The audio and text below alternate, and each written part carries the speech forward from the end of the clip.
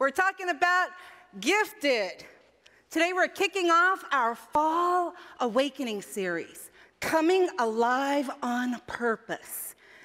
And we're going to be doing that by discerning our spiritual gifts.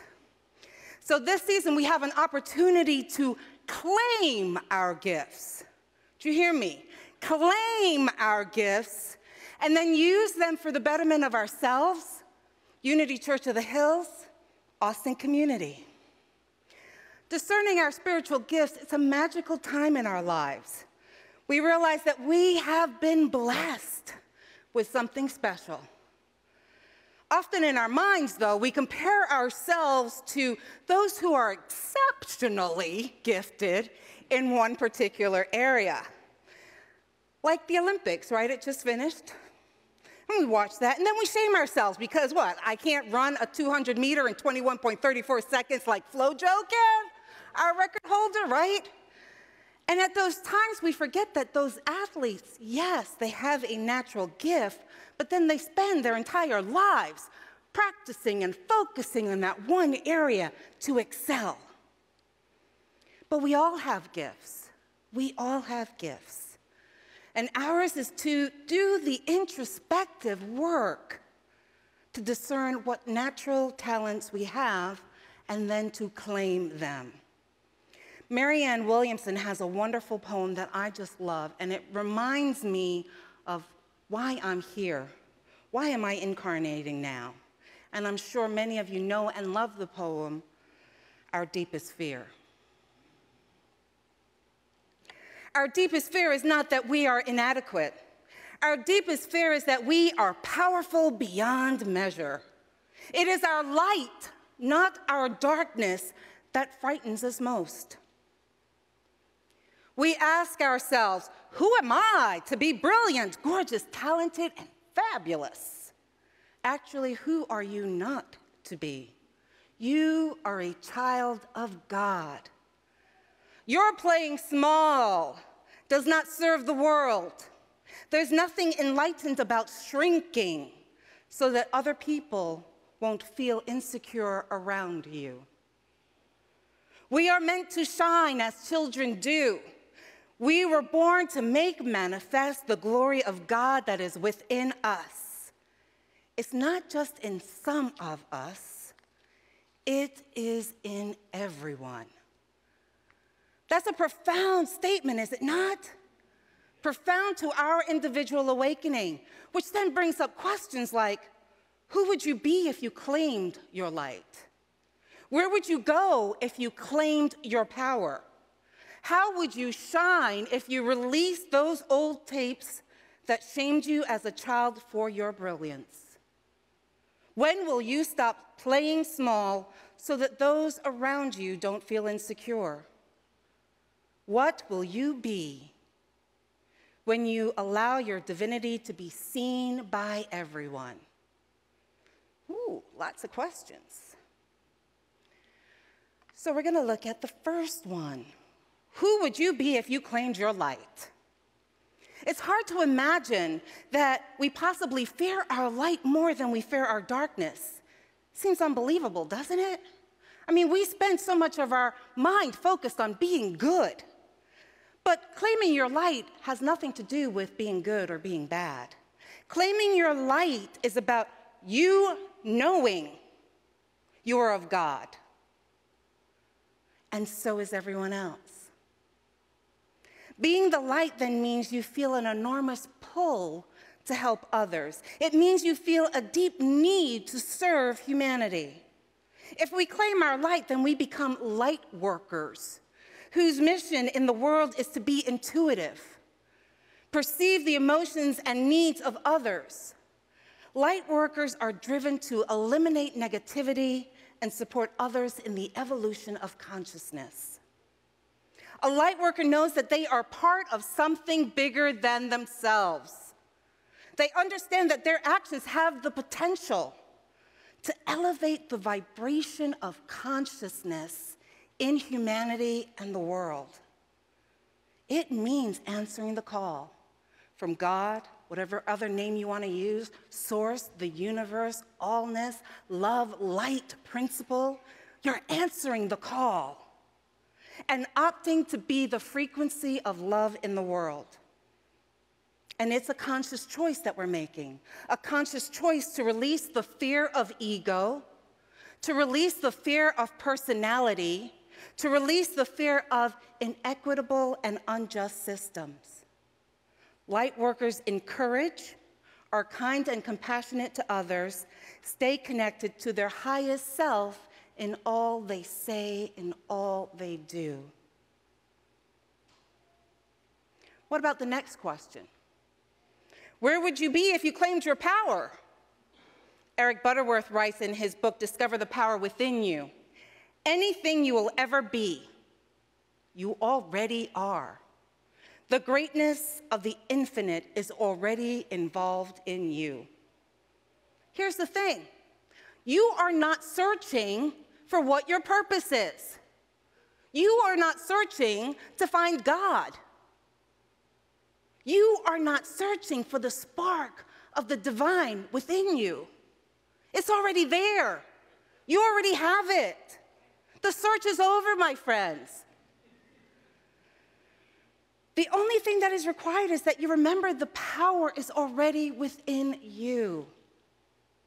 And Jesus, our way shower, he knew that the kingdom of God was within, that our greatness and our power lie within us. And our power comes from the divine out, from inside out. And not being concerned about what others will think about me or what other people are saying about us. But truly understanding that our journey on this planet is about awakening to our divinity.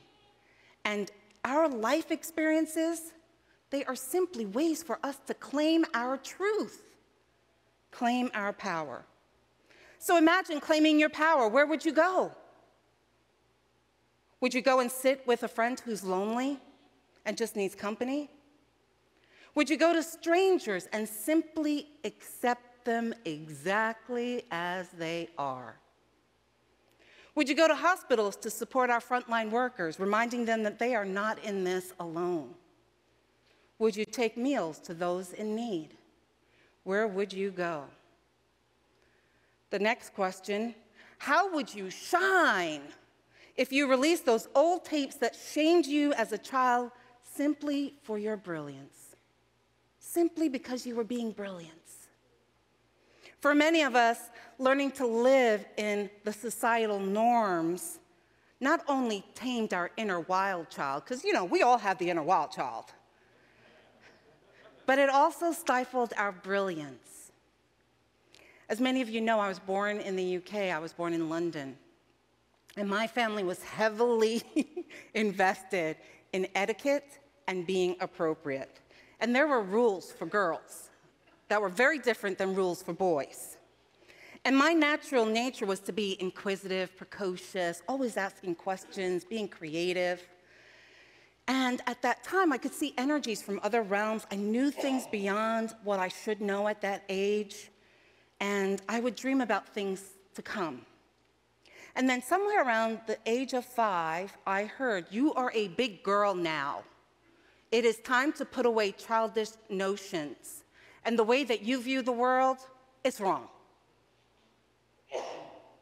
And I was drilled in the appropriate manners, the appropriate conversations to have, the appropriate behaviors. And I learned those lessons so well that I shut down any type of imagination and any type of brilliance for a really long time, until I challenged those beliefs. And challenged the belief that as a female, only certain ways were acceptable. Because for me, that was really one-dimensional. And by challenging those beliefs, I was reborn anew. So the awakening allowed me to say yes to all those dreams that I longed for, that I thought I couldn't have, I couldn't do. And then I said, yes, I can purchase my own home without a guy. Yes, I can travel to Europe by myself. Yes, I can move continents 2 times. Yes, I can uproot my life and go to seminary. Yes, I can learn to ride a motorcycle. Yes, I can live in an RV full time. Yes, I can take a church in Austin, Texas that I've never been to before. I know that this is right. Yes, yes. And I believe one of the most important ways that I show up is by being the frequency of love. By being the frequency of love. And this requires for me to know that I am one with the Creator. And that fills me up with this brilliant light that just shines out to everyone I connect with. So if you are ready to release those old tapes and claim your brilliance, we can use an attunement. Now, these attunements are given to us by the ascended teachers in Paul Selig's book, The Book of Love and Creation. And basically, an attunement is an affirmation. It's an affirmation that is imbued with the frequency of love and light and divinity. And it's supposed to support us as we continue to awaken. And they call these affirmations attunements because they imbue them with the energy of the divine. The energy of the divine. And we simply hold the intention and say the words out loud. So I'm going to share with you this attunement. I am now knowing on a cellular level that I am one with my Creator, and I am now accepting the Christ self, the true self, inhabiting as me in fullness, and I give permission to the conscious mind to begin to receive itself in its completeness. I am word to the truth of who I am. I am word is simply claiming your Christ itself. That's all that means. So if that resonated with you, if you feel like you are ready to claim your brilliance, then I'm going to invite you to say it with me. If it does not, you don't have to say anything. All right? Fair? Together. I am now knowing on a cellular level that I am one with my Creator, and I am now accepting the Christ self, the true self, inhabiting as me in fullness, and I give permission to the conscious mind to begin to receive itself in its completeness. I am word to the truth of who I am. And so it is. So it is. So the next question.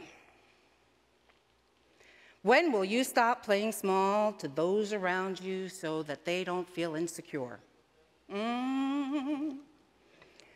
Now, I know this is not a woman's issue. Of course not, no. So one of the things that I learned in my teen years was guys don't like strong and smart women. That's what I learned. I heard that. He said some of them. I agree. And I watched time and time again as the guy that I had a crush on would go for these little damsels in distress. And I would just be like, dude, don't you see that? So by the time I got to college, I understood what was expected of me, to have some sort of a dating life. And I made sure that I did not outshine my dates. And this led me to relationships with folks that experienced my successes as a competition to their accomplishments. Sound familiar to any of you? So I would diminish my talents and skills simply to be accepted. Simply to be accepted. And that's a really tough way to live. And I wasn't living my highest potential, and boy, did I come to resent my partners. Eventually, I realized that that belief that men don't like strong and smart women no longer served me. It may have been a tool that I learned that I needed to use with immature young men, but the mature man that I wanted in my life, guess what? He would celebrate my strength and my brilliance and my power. And this shift in consciousness, it freed me. It freed me to embrace my gifts in new ways and to start honoring myself, my whole self. So if you have found yourself over time just minimizing your accomplishments, minimizing your passions, minimizing your joy, then I'm going to say, stop. Stop. Stop it now. And start embracing the amazing light and creative energy that you are. Start imagining what ways you're going to start living large. Now, I know it's a big jump from playing small to living large, so here's a step between. Begin with playful things, things that your inner child gets excited about. It could be something as simple as experiencing the joy of breaking bread, singing karaoke, dancing under the stars. Because being in that energy of playfulness, of passion and joy opens up your possibilities mojo, all right? And you want that mojo because when you get in that possibility mojo, things just start expanding and the what ifs happen.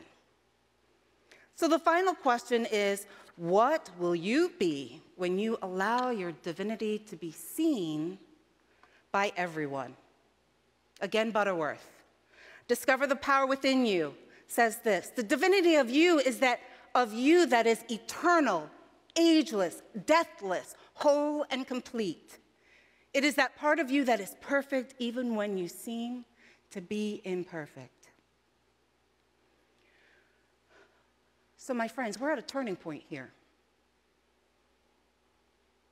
Will you embrace your divinity to be the person that you have come here to be? Or will you maintain the status quo? That's your choice. Because once you claim your divine nature, you can no longer hide beneath the parapet. You're up, you're above, you're being seen. You can no longer see someone in pain and do nothing. You can no longer justify in your mind what you know in your heart cannot stand. So embracing and then allowing everyone to see who you really are is very similar to that picture up there of the lighthouse. The lighthouse shines so brightly, it's a beacon to everyone, near or far. It becomes the guidance to discover a way out of danger and to safety, and the haven for those who are needing to be healed. When your divinity is seen by others, your gifts manifest in wonderful, wonderful ways. For some, they're able to harness and direct their healing powers towards those who need help. For others, it may mean being an educator, a caregiver, or using some other modality to be of service. Last week at the 8 a.m. service, Neil Feiereisel said this: the fast track to enlightenment is to be of service to others. The fast track to enlightenment is to be of service to others. And there are a myriad of ways to be the light of the world, but the first step is always claiming your highest self and knowing you are one with the I am. So today, I did ask a lot of questions because I'm just nosy that way. It's just how I roll. And the questions are for you to ponder. Who would you be if you claimed your light? Where would you go if you claimed your power? How would you shine if you released those old tapes that shamed you as a child for your brilliance? When will you stop playing small so that those around you don't feel insecure? And finally, what will you be when you allow your divinity to be seen by everyone? So that's your homework this week, my friends. Yep, start digging in. So this week we have started the season of assessing your spiritual gifts. There have been classes that Tammy and Rick are offering. There are spirit circles that are starting, and you can partner with them. However you do it, I invite you to jump in. And if you aren't participating in one of those ways, then get a copy of the workbook. You can see Jennifer out there, so that it can support you as you start the process of redefining your gifts to the world.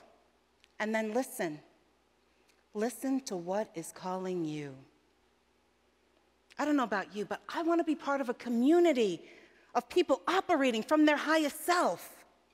a community of light workers, a community of empowered individuals who know the truth of who and what they are, divine human. So let's do that together.